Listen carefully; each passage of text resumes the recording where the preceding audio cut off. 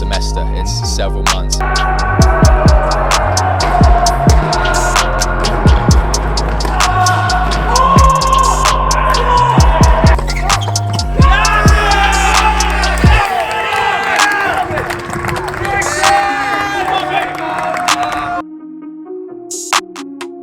First of all, thank you for doing this, appreciate it.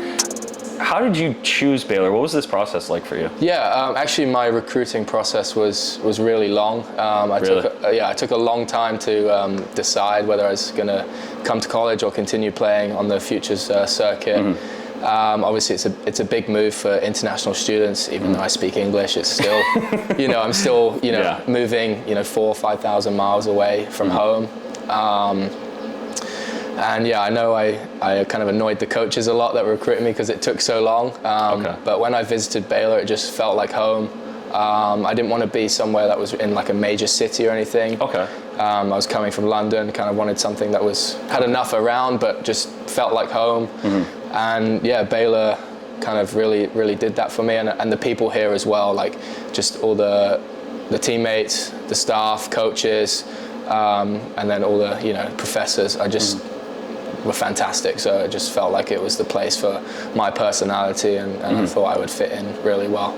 That's great to hear that you found your fit. Was it a vibe that you had? Because I feel like a lot of people, when they first get recruited, they have this sensation of they step on campus, they know it immediately. Did you know Baylor immediately was your choice? Not immediately, no. Especially because the rest of the world doesn't have anything like US colleges. And Baylor was my third visit out of 4 schools that I visited.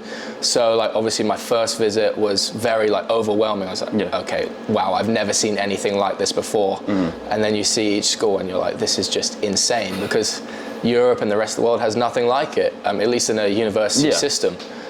So it is really overwhelming, and that's why I also took the extra time to make sure, I didn't make any mistake in choosing the wrong school, and how I'd fit in culturally, and what would best fit my personality. Did you make the decision alone, or did you have kind of a helping hand through it all? It was all alone, really. I mean, my dad was helping me with just connecting and talking to the coaches as well, but everything, I had no like agent or anything. All the schools and all the communication was between myself and the coaches and my dad. But ultimately the decision was all mine. It wasn't overwhelming when you made the decision? No, not at all. Obviously it was a really tough decision to make, because I was looking at 4 fantastic schools and 4 elite programs.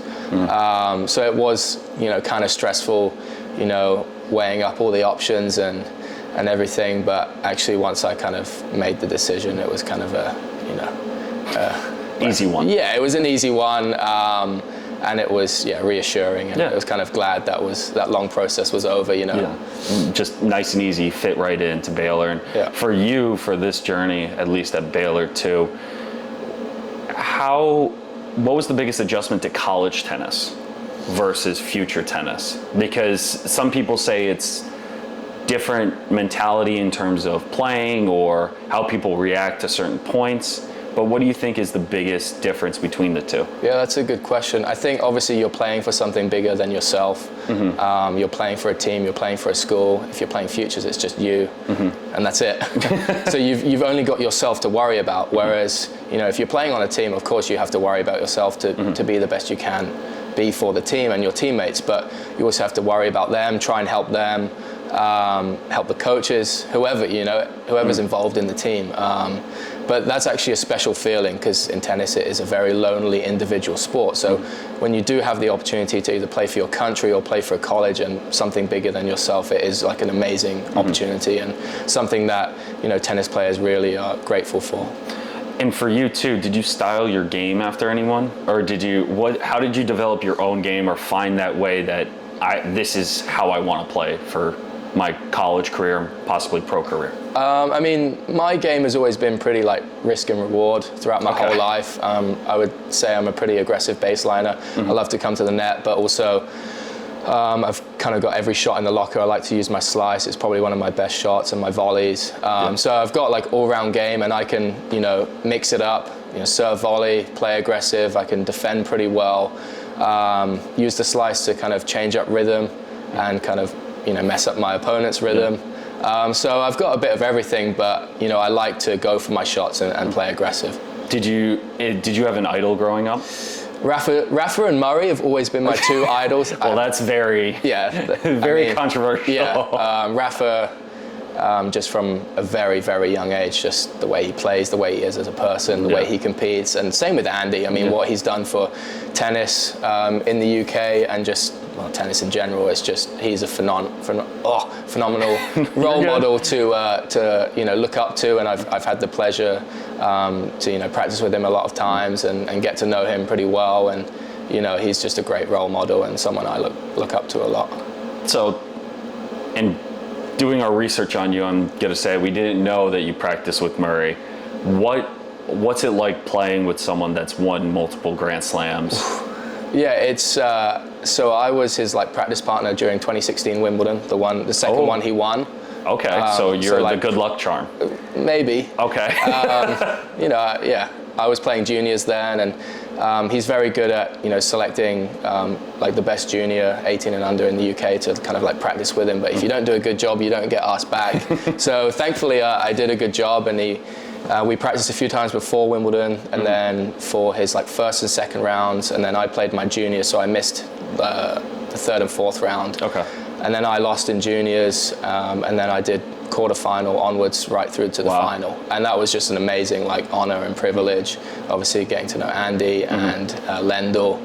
That was something really special, but I had to do pre-warm-ups with my coach. My coach at the time is a coach on the Davis Cup team, very close with Andy, so I had that connection and that helped. But I was doing a warm-up to warm up Andy. That's really? how insane it is. The first ball that comes in off his racket is full speed, 100%, this far off the baseline. Really? Because his body's already warmed up, he's got his team, he doesn't have to do a physical warm-up. He's ready to go from the first ball. He has that much energy to just go. And he just smacks it straight off the start, and I was like, I need to be ready Wow. from the first ball. There's no getting into it for 5-10 minutes. Wow. I mean, every pro's different, but he's straight into it. So how long was your practice before you practiced with Andy?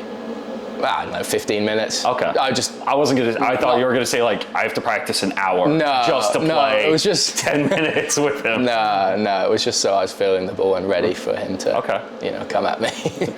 A lot of people haven't played on grass either in their careers, and you've had the privilege growing up in England to have that access to playing on the most prestigious courts in the world. What's it like to play on grass for you, and how would you describe it to someone that's never played on the surface? That's a great question. I mean, for any Brit, playing on grass is super special, especially if you're lucky enough to play either junior Wimbledon or men's, women's Wimbledon.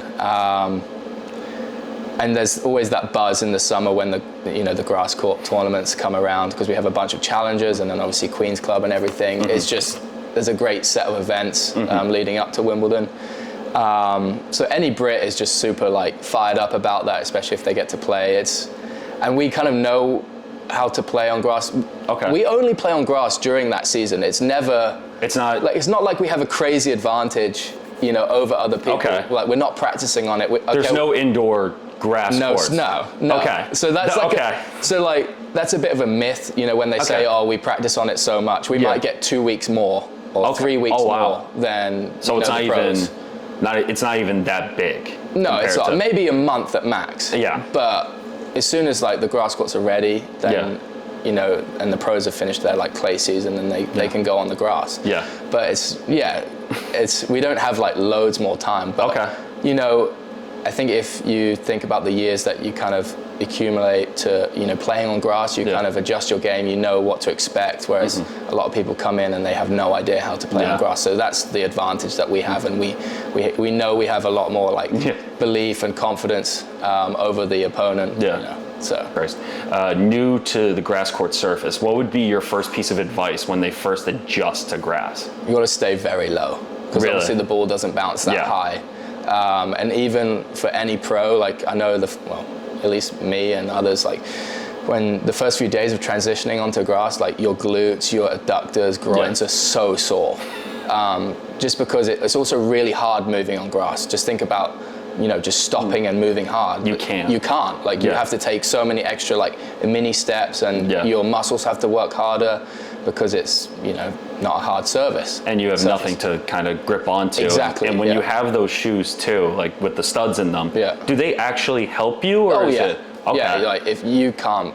So if I couldn't do it with these shoes, I couldn't do it with a hard court shoe or clay court shoe, it would just slip immediately. No, and they probably wouldn't even let you on the court anyway.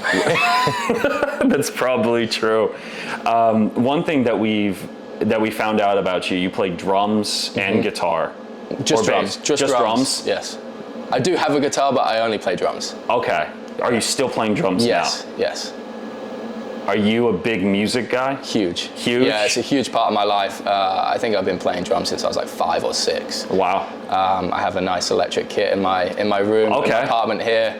That's just my thing to let my head down and relax, and when I play, I don't have to think about anything else, and that's the thing that works for me. I like it. And that's one of my main hobbies. I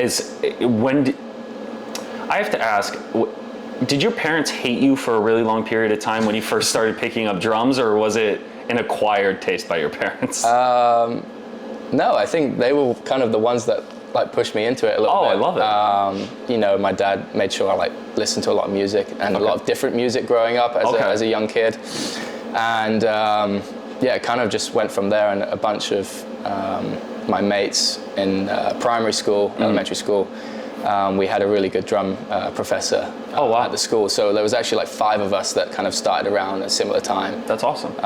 It just kind of went on from there. What's your favorite band, if you were to pick? That's a lot of pressure, so let me correct myself. Top 3 bands. Okay, top 3. Yeah. Okay. Based off my Spotify playlist last year, Kings of Leon were number 1. Okay. And then like Arctic Monkeys. Oh, I love Arctic Monkeys. And then joint third, it's like a punk band called Idols, they're British, and then Inhaler, who I'm actually seeing on Monday. Are they playing in Waco? They're playing in Austin. Okay. And the singer-guitarist of Inhaler is Bono's son, so from U2. Oh, wow. Yeah, and I'm also a huge U2 fan. Of course, because everyone is. Yeah. You have to be. Yeah.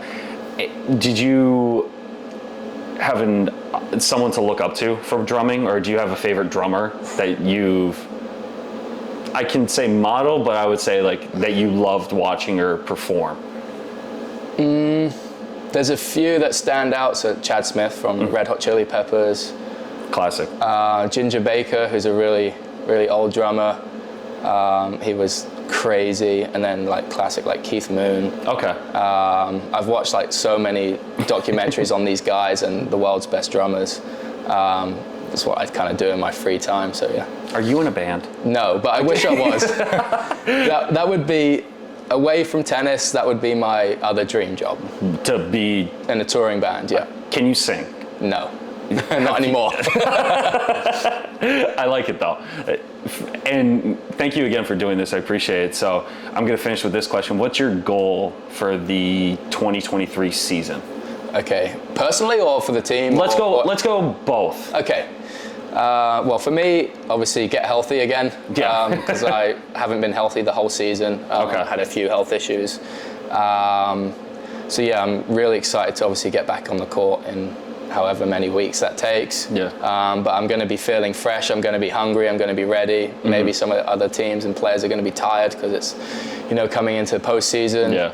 And obviously it's my last semester. So I want to do the best I can as captain and a leader of the team, and finish on a high. For the team, just try and go as far as possible. Try and win another conference championship and make a run in NCAAs. Yeah. And then as soon as I graduate, I'll be hitting the Futures Tour again. So love it. Exciting times again.